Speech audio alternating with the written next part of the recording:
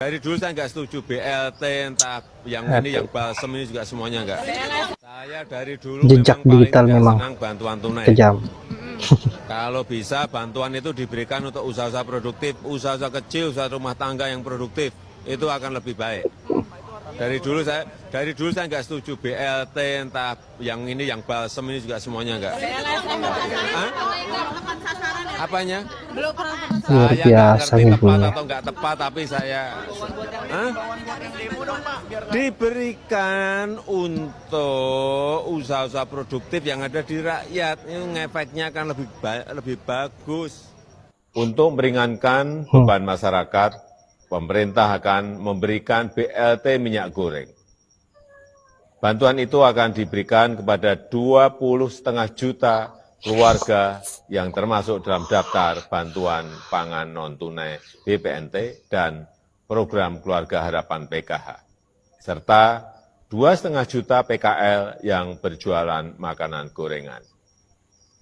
Adapun bantuan yang diberikan sebesar Rp100.000 setiap bulan.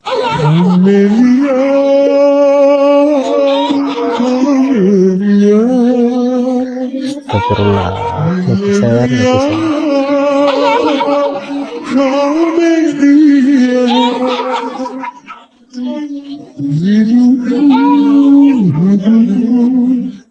Hadirin jamaah Idul Adha yang dirahmati Allah. Agama kita, agama Islam, menetapkan untuk menyembelih kurban binatang berupa hewan ternak, yaitu diantaranya domba, kambing, kerbau, sapi atau unta. Yang dikorbankan adalah binatang. Ini mengandung setidaknya dua makna.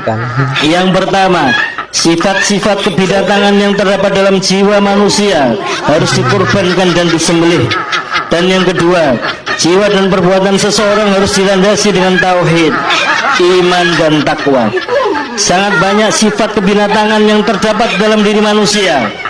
Sifat seperti mementingkan diri sendiri, sifat sombong, sifat yang menganggap bahwa hanya dirinya dan golongannya lah yang selalu benar, serta sifat yang memperlakukan sesamanya atau selain golongannya sebagai mangsa atau musuh. Sifat kebinatangan yang selalu curiga, menyebarkan informasi yang tidak benar, fitnah, rakus, tamak dan ambisi yang tidak terkendalikan, tidak mau melihat kenyataan hidup, tidak mempan diberi nasihat, tidak mampu mendengar teguran dan lain-lain, merupakan sifat-sifat yang tercela dalam pandangan Islam. Sifat-sifat yang demikian jika tetap dipelihara dan bercokol di dalam diri seseorang akan membawa kepada ketidakstabilan dalam hidup, ketidakharmonisan dengan lingkungan, baik sebagai individu maupun sebagai anggota masyarakat. Sifat-sifat yang demikian ini akan memudahkan jalan bagi terciptanya perpecahan dan ketidaktenteraman dalam kehidupan masyarakat. Akses listrik yang mendasar yang harus bisa dinikmati semua orang. Dasar yang harus bisa dinikmati semua orang. Aku masih seperti ketunangan di Indonesia Timur. Iya, makanya waktu kampanye saya kan berkali-kali bilang masalah pemerataan pembangunan tidak boleh lagi Jawa sendiri. Ya, masih ada tempat-tempat lain PR-nya. Emangnya masih zaman anak presiden minta-minta jabatan, dasar deso. Nggak harus disensor ya. Ngaku-ngakunya nggak mau jabatan, tahu-taunya deso. Kayaknya nggak perlu disensor sih. Memang kenyataannya Nggak perlu, faktanya kok. dinasti itu dinasti deso. Apapun makanannya, minumannya ya ludah sendiri. Bongkar-bongkar yuk.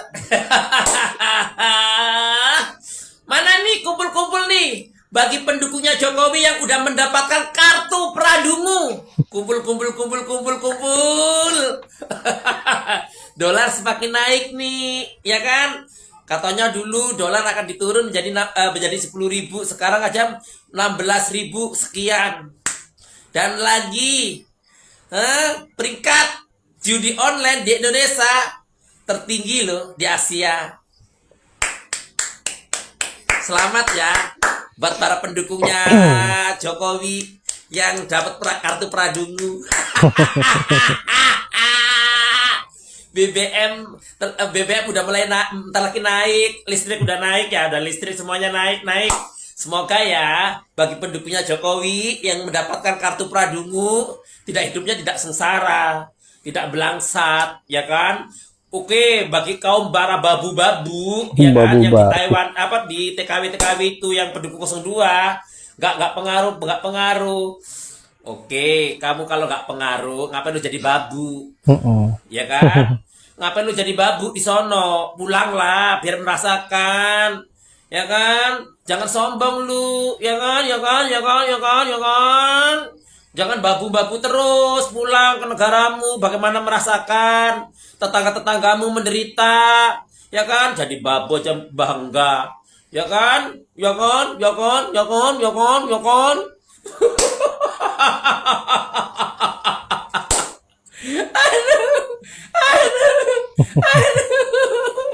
Salah waras.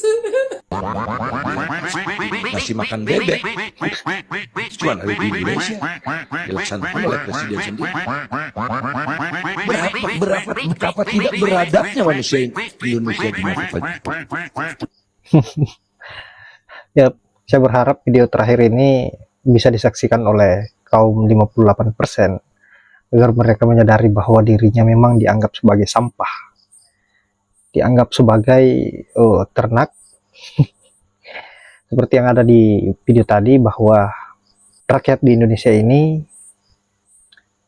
sangat rendah, seolah-olah seperti bebek katanya. Dan yang paling menarik menurut saya adalah lagi dan lagi para netizen tak henti-hentinya menjadikan para pejabat di Indonesia ini sebagai bahan parodi, sebagai bahan lucu-lucuan, dan bahkan sampai video dari Pak Prabowo diedit seperti itu.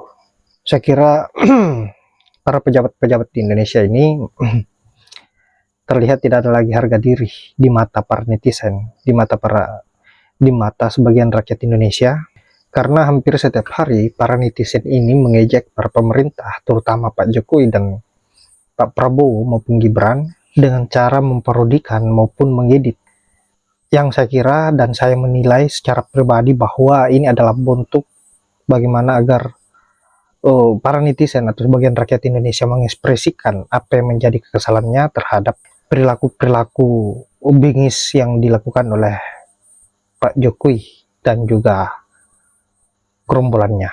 Meskipun sebenarnya apa yang dilakukan oleh para netizen ini mampu menghibur kita sebagai rakyat yang masih berpikir normal, yang masih sehat cara berpikirnya, yang tidak bergantung pada bansos.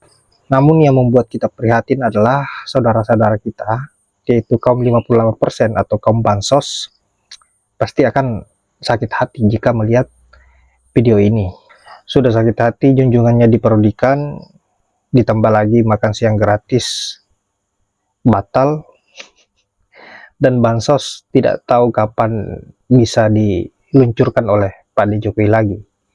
Saya kira apa yang dirasakan oleh kaum bansos saat